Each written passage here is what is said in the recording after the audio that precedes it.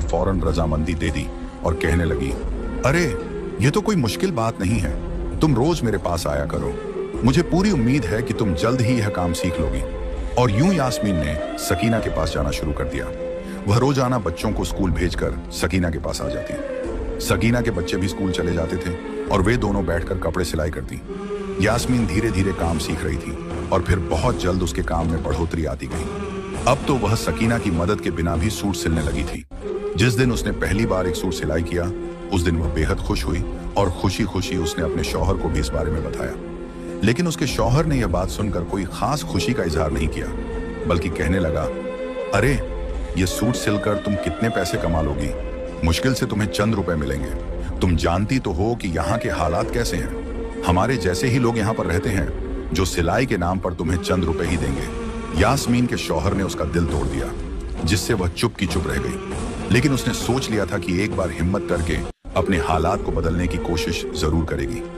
यही सोचकर उसने अब घर में बाकायदा कपड़े सिलाई करने शुरू कर दिए। शुरुआत में उसे बहुत कम काम मिलता था, लेकिन फिर धीरे धीरे जैसे जैसे उसके काम में सफाई और नफासत आती गई, वैसे वैसे उसे ज्यादा काम मिलने लगा। अब तो यास्मीन बेहद मसरूफ रहने लगी थी।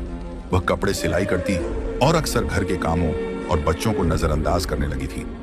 इसी दौरान वह तीसरी बार हामिला हो गई और उसकी तबीयत काफी खराब सी रहने लगी। लेकिन इस दौरान भी यास्मीन ने सिलाई का काम नहीं छोड़ा, बल्कि वह लगातार कपड़े सिलती रहती और बच्चों को नजरअंदाज करके अपने काम में लगी रहती। तीसरी बार यास्मीन के यहाँ फिर से एक बेटी ने जन्म लिया और अब यास्मीन बहुत ज्यादा कमजोर हो चुकी थी, लेकिन इस दौरान भी उसने कपड़े सिलना नहीं छोड़ा।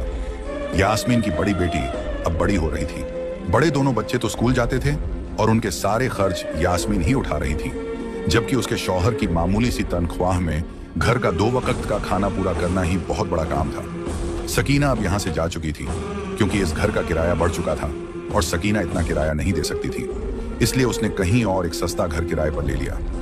यास्मीन ने दिन रात मेहनत मजदूरी करके, लोगों के कपड़े सिलाई करके और कस्तें डालकर एक छोटा सा प्लॉट खरीद लिया था।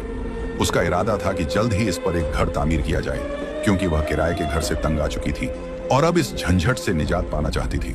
चूंकि उसके बच्चे बड़े हो रहे थे, उनके खर्चे भी उसी हिसाब से बढ़ रहे थे। यास्मीन की आंखों पर अब चश्मा लग चुकी थी और वह पहले से कमजोर हो गई थी। उसे अपने शौहर से कोई लगाव नहीं रहा था। उसका शौहर भी मेहनत और मजदूरी करके रात को थका हुआ आता था और यास्मीन की थोड़ी सी तवज्जो के लिए तरसता था। इसी दौरान रमजान के रोजे शुरू हो चुके थे और तभी एक दिन न जाने क्या हुआ कि यास्मीन की हालत बिगड़ने लगी। उसका सांस उखड़ने लगा था और वह बेहद कमजोरी महसूस कर रही थी। यास्मीन ने अपनी तबीयत को नजरअंदाज किया और मशीन पर बैठकर कपड़े सिलती